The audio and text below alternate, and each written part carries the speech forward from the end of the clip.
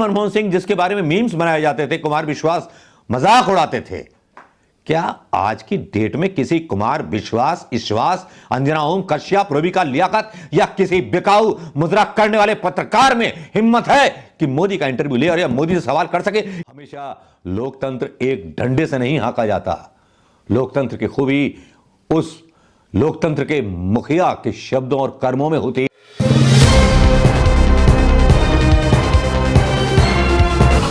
दोस्तों नमस्कार, मैं मनोज कुमार शर्मा एक बार फिर आपके बीच में। जी हां दोस्तों, नमस्कार, सलाम, सत श्री अकाल।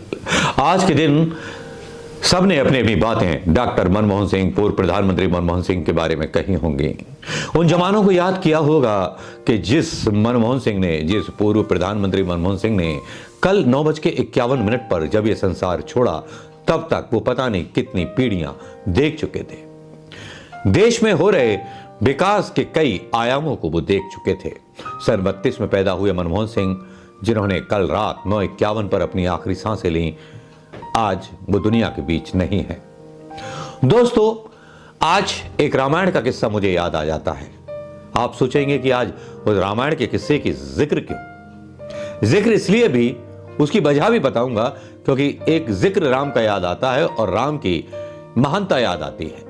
जिक्र आता है कि जब रावण का वध हुआ तो राम ने अपने छोटे भाई से कहा, जाइए रावण से राजनीति का ज्ञान ले लीजिए। ये थे वो राम। लेकिन हमारे आजकल के राम भक्त थोड़े से अलग हैं।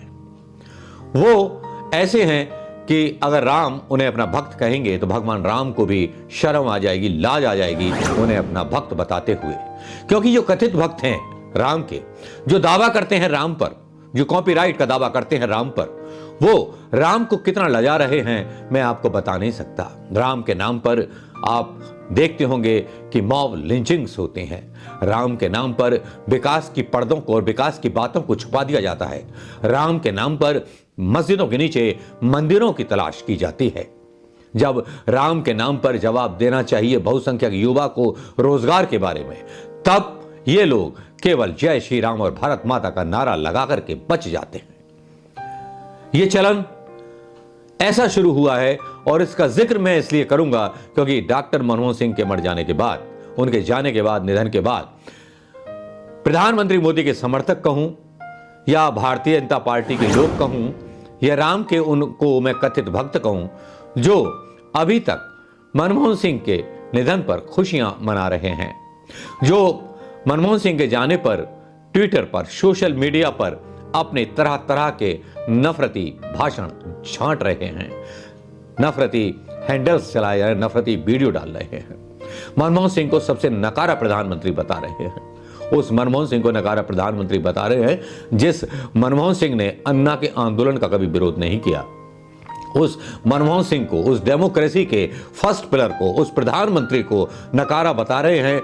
जब वो एक यूनिवर्सिटी में भाषण देने गए और उनका बहिष्कार हुआ, छात्रों ने उनका जो था विरोध किया और जब पुलिस ने उनको गिरफ्तार कर लिया, तब मनमोहन सिंह ने कहा कि भाई इनको छोड़ दीजिए, इनका विरोध करने का अधिकार है। उन्होंने एक दार्शनिक के शब्दों को वहां कोट किया था। 2014 का भारत वो भारत था कि अन्ना जैसा एक आंदोलन खड़ा करता है और प्रधानमंत्री मोदी की जगह तब मनमोहन सिंह होते हैं और मनमोहन सिंह का मजाक उड़ाया जाता है। उनको मौन मनमोहन सिंह कहा जाता है, उनको नकारा प्रधानमंत्री बोला जाता है। कोयला घोटाले के आरोप लगते हैं।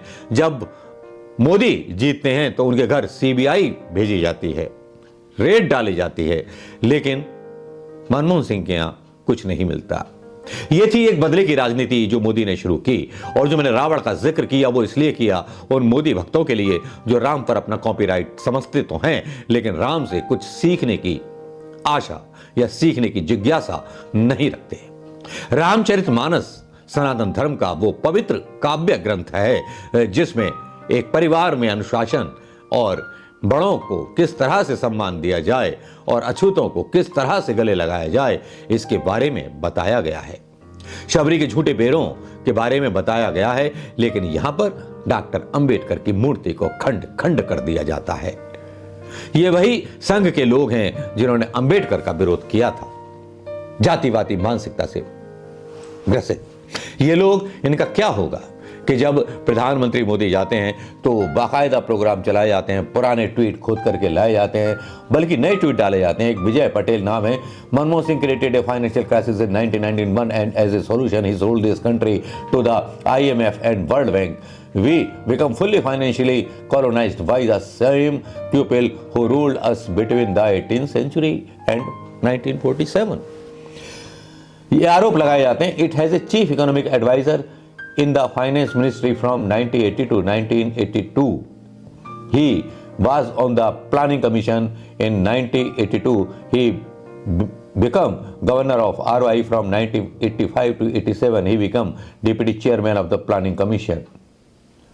Due to his failed economic policies, India went bankrupt in 1991. As PM Chandrasekhar, Chief Economic Affairs Advisor, he has secretary airlifted 67 tons of gold to the Bank of England and the Union Bank of Switzerland.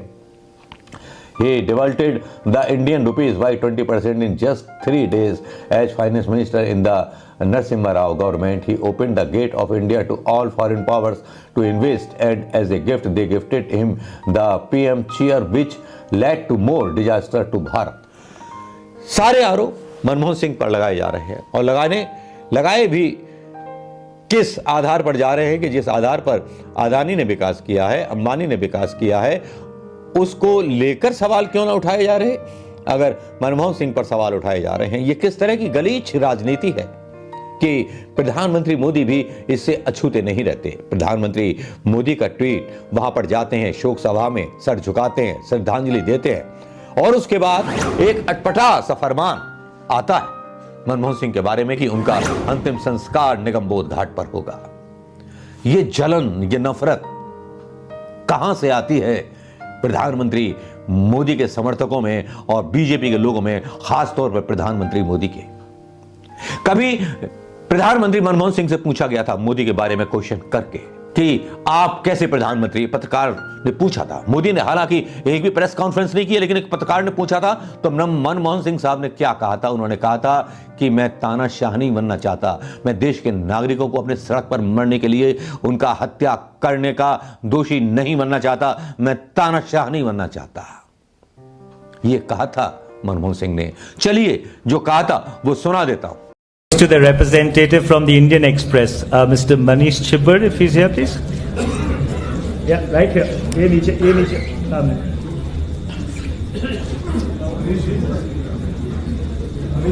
Hello, sir. Manish Chibber from Indian Express. Sir, the BJP and Mr. Modi's, charge against you is that you have been a weak prime minister. So, do you think, your party has a role to play in that projection of this view? Well, I do not believe that I have been a weak prime minister. That is for the historians to judge, and the BJP and its associates may say whatever they like. But if by strong prime minister you mean that you preside over the mass massacre of innocent citizens in the streets of Ahmedabad, that is the measure of strength. I do not believe that sort of strength this country needs, least of all in its prime minister. ये सुन लिया होगा दोस्त, जो नफरती लोग हैं वो तो नफरत की बात करते रहेंगे, लेकिन विदेशों में जिस तरह से मान सम्मान डॉक्टर मनमोहन सिंह का था वो वाकई में देखने लायक था।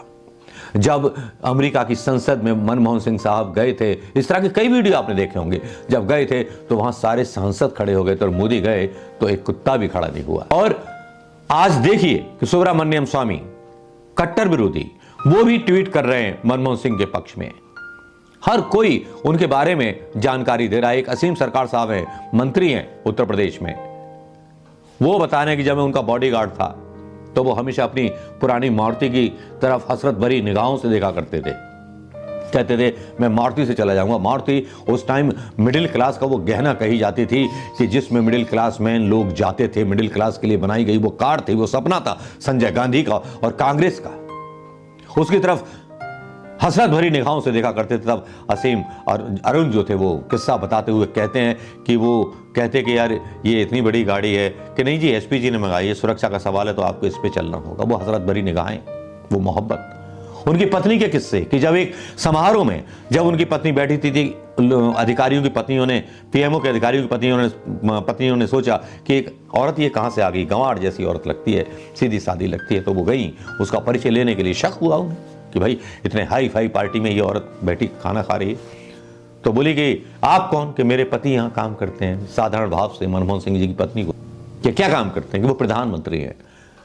तो वो वाकया देखने लायक था कि वो पीएमओ के अधिकारियों की पत्नियां जो थी उनको खाना परोसने के लिए मतलब उनमें होड़ लगी थी। ऐसे थे हमारे मनमोहन सिंह जी, जिन पर एक पाप साबित नहीं कर पाए प्रधानमंत्री मोदी जी।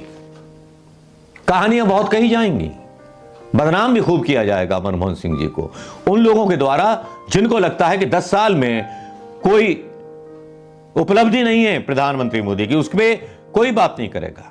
वो मनमोहन सिंह जिसके बारे में मीम्स बनाए जाते थे, कुमार विश्वास मजाक उड़ाते थे, क्या आज की डेट में किसी कुमार विश्वास, ईश्वास, अंजना ओम कश्यप, रूबिका लियाकत या किसी बिकाऊ मुद्रा करने वाले पत्रकार में हिम्मत है कि मोदी का इंटरव्यू ले और या मोदी से सवाल कर सके इस देश की इकोनॉमी के बारे में, इस देश की विकास के बारे में, इस देश के एम्प्लॉयमेंट के बारे में, इस देश में हो रहे महिला अत्याचार के बारे में? है किसी के पिछवाड़े में दम, पीछे से डाला जाएगा और मुंह से निकाल दिया जाएगा।